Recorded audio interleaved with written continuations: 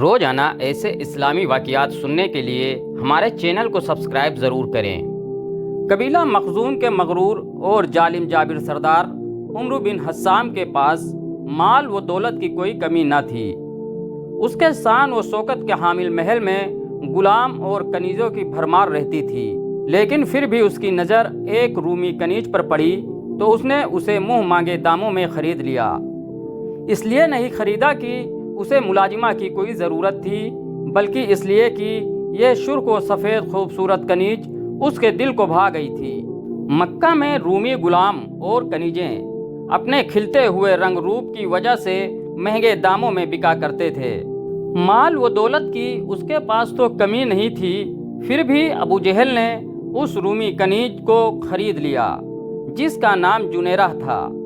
دوستوں، جنیرہ کون تھی؟ اس کا خاندان کیا تھا؟ ایسے کیا حالات ہوئے کہ دنیا کی سپر پاور سلطنت روم سے جنیرہ مکہ کے بازار غلامہ میں نا قدر جنس کی طرح فروخت ہو گئی؟ ان باتوں سے نہ ابو جہل کو کوئی دلچسپی تھی، نہ جاننے کا کوئی شوق تھا۔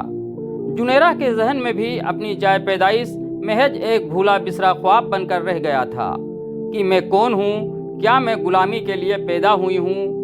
کیا کبھی کوئی فیصلہ اپنی مرضی سے بھی کر سکتی ہوں؟ میری پیدائش کا مقصد کیا ہے؟ اللہ پاک نے مجھے کیوں پیدا کیا؟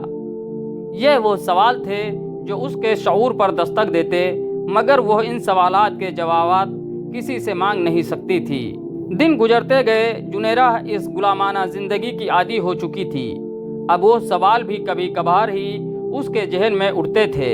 ابو جہل کا رویہ جنیرہ سے روایتی آقا اور غلام کا تھا۔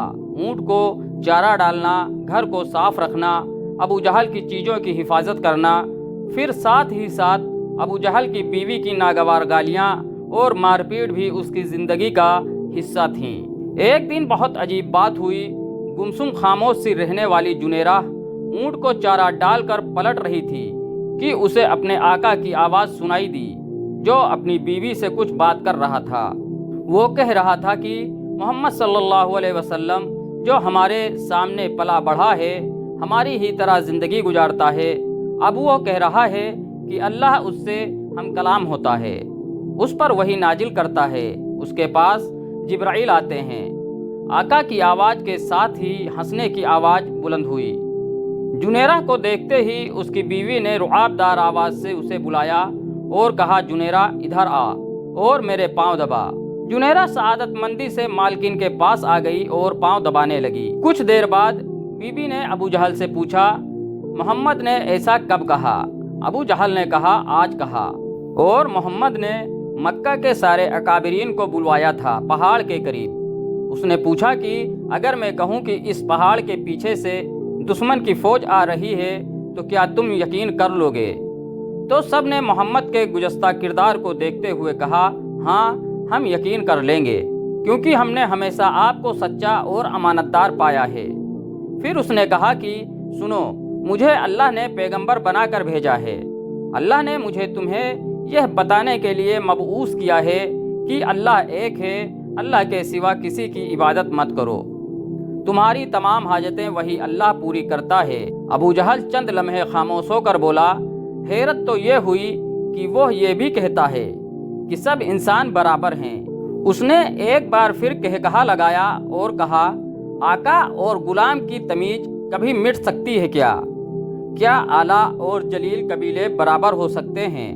معلوم نہیں محمد صلی اللہ علیہ وسلم یہ کون سی باتیں کر رہا ہے جو نہ کبھی سنی نہ دیکھیں۔ دوستوں، بات آئی گئی ہو گئی، لیکن یہ باتیں جنیرہ کی یادداشت میں رہ گئیں۔ خاندان قریش سے تعلق ہونے کی وجہ سے حضرت محمد صلی اللہ علیہ وسلم کے تعلقات بنو مخزوم سے بھی تھے، اور دوسرے بہت سے لوگوں کی طرح جنیرہ بھی حضرت محمد صلی اللہ علیہ وسلم کے لیے دل میں احترام کے جذبات رکھتی تھیں۔ پھر یہ ابو جہل کا معمول بن گیا کہ اکثر گھر میں ابو جہل اور اس کی بیوی حضرت محمد صلی اللہ علیہ وسلم کے بارے میں جہر سے بجھی ہوئی باتیں کیا کرتے۔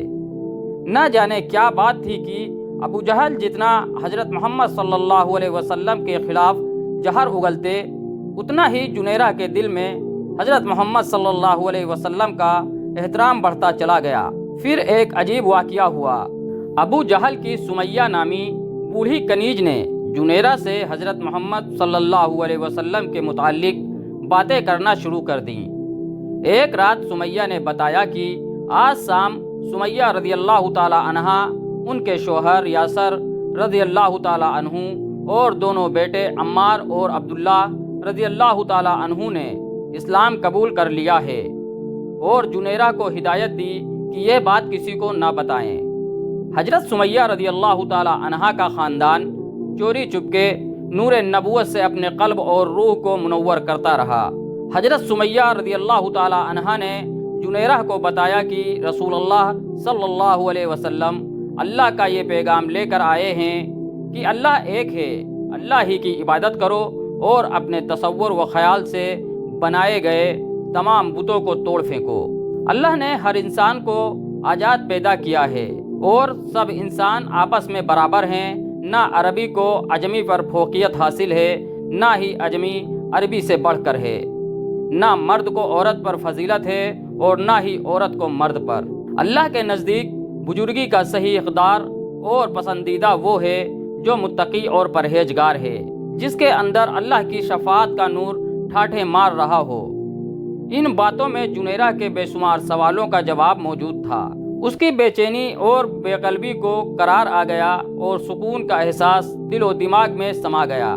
یہ زندگی کیا تھی؟ سارے دن کولو کے بیل کی طرح کام کرنا، بات بات پر گالیاں سننا اور مار کھانا۔ ایک روز نہ جانے کس طرح وہ سمیہ رضی اللہ تعالی عنہا کی بارگاہ رسالت میں حاضر ہوئیں۔ سراپا محبت و رحمت ہستی نے شفقت سے اس کے سر پر ہاتھ پھیرا اور دعائیں دیں۔ برسوں محبت کے لیے ترسی ہوئی جنیرہ کی آنکھیں بھر آئیں، دل میں دبی ہوئی محرومیوں کا آتش فساں جیسے پھٹ پڑا ہو، اور وہ پھوٹ پھوٹ کر رونے لگیں۔ اس کے وہم و گمان میں بھی نہ تھا کہ کوئی اس غلام کو محبت سے دیکھ بھی سکتا ہے۔ مالک کا غلاموں پر احکامات صادر کرنا، ڈانٹ ڈپٹ، گالیاں اور مار پیٹ، بس یہی کچھ تو اس نے دیکھا تھا۔ نور نبوت کی جیا پاسیوں سے جنیرہ کا باطن آفتاب کی طرح روشن ہو گیا تھا۔ دل تو نہ جانے کب سے اس خدائی پکار پر سر خم تسلیم کر چکا تھا۔ اس نے فوری طور پر اسلام قبول کر لیا۔ اب وہ ایک معمولی کنیز سے رسول اللہ صلی اللہ علیہ وسلم کی عظیم المرتبت صحابیہ جنیرہ رضی اللہ تعالی عنہا بن گئیں۔ رسول اللہ صلی اللہ علیہ وسلم نے حضرت جنیرہ رضی اللہ تعالی عنہا کو اللہ کے قرب کے لیے چند طریقے مرحمت فرمائے اور تاکید فرمائی کہ ابھی اپنے قبول اسلام کا اعلان نہ کریں۔ حضرت جنیرہ رضی اللہ تعالی عنہا دولت ایمان سے سرفراز ہونے کے بعد واپس آ گئیں، لیکن عشق اور مشق چھپائے نہیں چھپتا۔ ابو جہل کو آخر معلوم ہی ہو گیا کہ جنیرہ رضی اللہ تعالی عنہا مسلمان ہو گئی ہیں اور اس کے حقیقی پر قدم رکھ دیا ہے۔ پھر اس کی جہالت و ظلم کا وہ باب کھلا کہ جس کی بنا پر اس کا نام ابو جہل مشہور ہو گیا، اور آج بھی اس کا اصل نام عمرو بن حسام بہت کم لوگ جانتے ہیں۔ ابو جہل نے حضرت جنیرہ رضی اللہ تعالی عنہا پر ظلم و ستم کے پہاڑ توڑنے شروع کر دیے۔ ابو جہل حضرت جنیرہ رضی اللہ تعالی عنہا کو اتنی بری طرح پیٹتا کہ وہ بے ہوش ہو جاتی۔ وہ مار مار کر تھک جاتا، مگر اللہ کی یہ نیک اور صابر بندی سب کچھ سہ لیتی، مگر پائے استقلال میں ذرا بھی لغزش نہ آتی۔ ابو جہل ہر روز نئے نئے طریقوں سے ظلم کرتا، کبھی تو کئی دن تک کھانے کا ایک لقمہ بھی نہ دیتا، کبھی سونے پر پابندی لگا دیتا اور اونگا آتے ہی کھال تک نوچ لینے والی چرمی چھڑی سے مار مار کر لہو لہان کر دیتا۔ حضرت جنیرہ رضی اللہ تعالی عنہا کا پورا جسم زخموں سے بھرا رہتا تھا اور اس میں سے خون پیپ رسانے لگتا، مگر اب وہ روح کے اس سفر پر گامزن تھیں جہاں مادی جسم کو آدمی روح کے کھول یا لباس کی صورت میں دیکھتا ہے۔ حضور صلی اللہ علیہ وسلم کو جب حضرت جنیرہ رضی اللہ تعالی عنہا کے اوپر ہونے والے مظالم کی خبر پہنچتی تو آپ غمگین ہو جاتے۔ ایک مرتبہ آپ صلی اللہ علیہ وسلم کے اماں پر حضرت ابو بکر صدیق رضی اللہ تعالی عنہ ابو جہل کے پاس گئے تاکہ انہیں خرید کر آزاد کر دیں، اور اس سے کہا کہ جنیرہ رضی اللہ تعالی عنہا کو فروخت کر دو، مگر وہ ایک کمینہ پرور شخص تھا، لہٰذا اس نے حکارت سے انکار کر دیا۔ اس کا ظلم و ستم یہاں تک بڑھا کہ حضرت جنیرہ رضی اللہ تعالی عنہا کی آنکھوں کی روشنی تک چلی گئی اور آنکھیں بے نور ہو گئیں۔ یہ دیکھ کر ابو جہل نہایت طنزیہ لہجے میں بولا، دیکھو لات اور عزا نے تجھے اندھا کر دیا، اب تو محمد کے دین کو چھوڑ دے۔ اس جملے نے حضرت جنیرہ رضی اللہ تعالی عنہا کے دل کو تڑپا کر رکھ دیا، مگر وہ خاموش رہیں۔ یہ بات اتنی مشہور ہوئی کہ مشرکین حضرت جنیرہ رضی اللہ تعالی عنہا کی مثال دے دے کر مسلمانوں پر جملے کسنے لگے کہ دیکھو جنیرہ کو لات اور عزا نے اندھا کر دیا ہے۔ ایک روز چند مشرکین نے یہ بات حضرت جنیرہ رضی اللہ تعالی عنہا کے سامنے کہی تو حضرت جنیرہ رضی اللہ تعالی عنہا نے تڑپ کر کہا، اللہ کی قسم لات و عزا لکڑی اور پتھر کے بت ہیں، کیا جانے کہ کون انہیں پوج رہا ہے اور کون نہیں پوجتا۔ اگر میری بینائی جائل ہو گئی ہے تو یہ مصیبت میرے لیے اللہ کا ایک امتحان ہے، اگر وہ چاہے تو میری بینائی بھی واپس دے سکتا ہے۔